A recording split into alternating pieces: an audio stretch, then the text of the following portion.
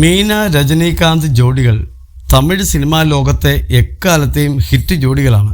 നിരവധി സിനിമകൾ ഇരുവരും ഒരുമിച്ച് അഭിനയിച്ചിട്ടുണ്ട്.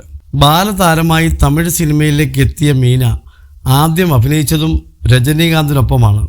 പിന്നീട് മലയാളത്തിലും തെലുങ്കിലുമായി നിരവധി ചിത്രങ്ങളിൽ മീന അഭിനയിച്ചു.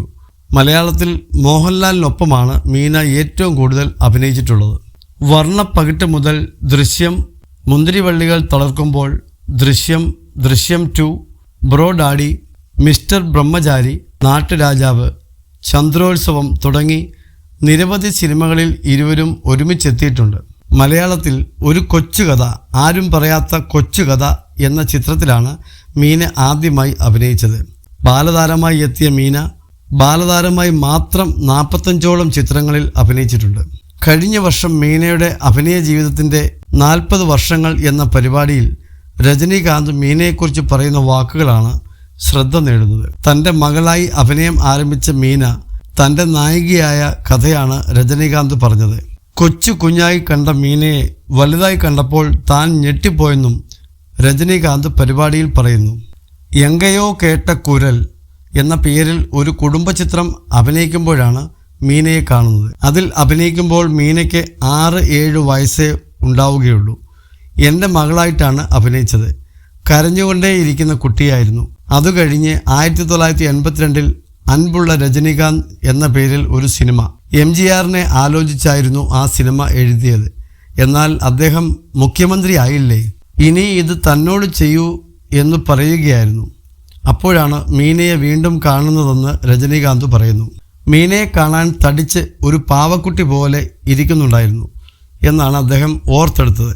ആ സിനിമയിൽ തന്നോട് അടുപ്പം കാണിക്കുന്ന ഹാൻഡിക്യാപ്ഡായ ഒരു കുട്ടിയുടെ കഥയായിരുന്നു അതെന്നും രജനീകാന്ത് പറയുന്നു. ആ സിനിമ വലിയ ഹിറ്റായി. അത് കഴിഞ്ഞ് വർഷങ്ങൾ ഒരുപാട് കഴിഞ്ഞു. അങ്ങനെ ഞാൻ അന്ന് യജമാൻ എന്ന ചിത്രം ചെയ്യാൻ തീരുമാനിക്കുന്നു. അന്ന് AVM സ്റ്റുഡിയോയിലേക്ക് പോയി. കഥ കേട്ടു. നല്ല സിനിമ, ഹീറോയിന് നല്ല സ്കോപ്പുള്ള കഥയാണ്. ആരാണ് നടി എന്ന് ചോദിച്ചു. മീന എന്ന് ഉദയകുമാർ പറഞ്ഞു. ഏത് മീന എന്ന് ഞാൻ ചോദിച്ചു.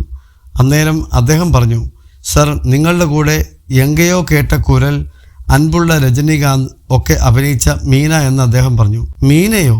നിങ്ങൾ എന്താ സർ പറയുന്നത് എന്നാണ് ഞാൻ ചോദിച്ചത്, രജനീകാന്ത് പറയുന്നു. എന്നാൽ അദ്ദേഹം തന്നെ കൂട്ടിയിട്ട് പോയി തെലുങ്കിലെ 1-2 ഗാനരംഗങ്ങൾ കാണിച്ചു തന്നു.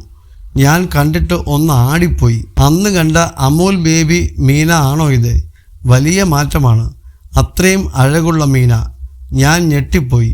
കാലം എന്തൊക്കെ അത്ഭുതങ്ങൾ ചെയ്യും എന്നും രജനീകാന്ത് പറഞ്ഞു.